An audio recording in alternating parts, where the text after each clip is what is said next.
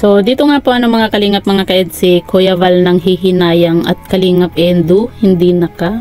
So yan po yung ating pag-uusapan po mamaya mga kalingap mga ka-EDSI. Pero bago po natin ipagpatuloy ang video ito sa mga bago pa lang po sa ating munting channel, wag po natin kalimutang suportahan ang ama ng Kalingap Kuya Val Santos Matubang at Kalingap Rob. At paunawa panoorin po muna ang full video bago mag-comment para malaman ang nilalaman nito.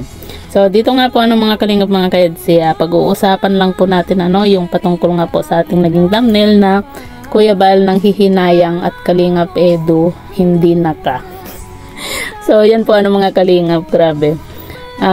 Nakakatuwa po talaga itong si Kalingap, itong si Kuya Val nga po Kung maalala nyo po mga kalingap, nung nagkasakit nga po itong si Beyonce, kaya hindi po naka-attend nga po sa paper dance. At itong si Kuya Val nga po mga kalingap, talagang kumbaga mapangasar dito kay Kalingap Edu. Tuwang-tuwa po ako mga kalingap dun sa vlog nga po ni Kalingap ni Kuya Val nga po dito kay Kalingap Edu, kung saan sabi ni Kuya Val, itong si Kalingap Edu daw po ay hindi po naka-chancing. Diba? Sayang nga daw kumaga parang nangihinayang itong si Kuya Val mga kalingap, na kung nandun daw po sana si Beyonce ay itong si Kalingap Edu ay naka-chancing sabi nga po ni Kuya Val nga po kung napanood po nyo yun. Diba, nakakatuwa talaga itong si Kuya Val halata mo po talaga na gustong gusto niya po itong si Beyonce para kay Kalingap Edu nga po at ayun nga po nangihinayang nga po si Kuya Val dahil nga po itong si Kalingap Edu hindi daw pong kumbaga nakayakap dito kay Beyonce. Kumbaga pagkakataon na daw po sana ni Kalingap Edu na makayakap nga po dito kay Beyonce nga po, kasi diba nung birthday po ni Beyonce hindi po nakayakap at nakakiss nga po itong si Kalingap Edu sabi ni Kuya Val, pagkakataon na po sana ni Kalingap Edu nung paper dance na makayakap nga po dito kay Beyonce, diba?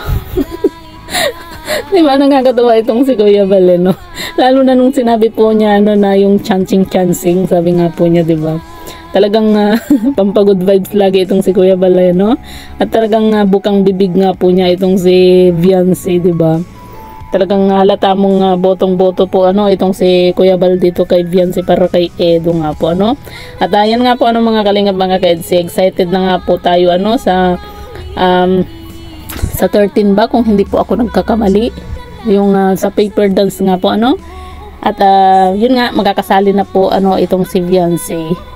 At malaking pasasalamat po natin na magaling na din po itong si Beyonce nga po mga kalingap. Pero yun nga po mga kalingap, nakakapanghinayang lang po nung nakaraan na hindi po nakasali itong si Beyonce sa paper dance dahil nga po sa natapat nga po na nagkasakit naman po itong si Beyonce nga po mga kalingap.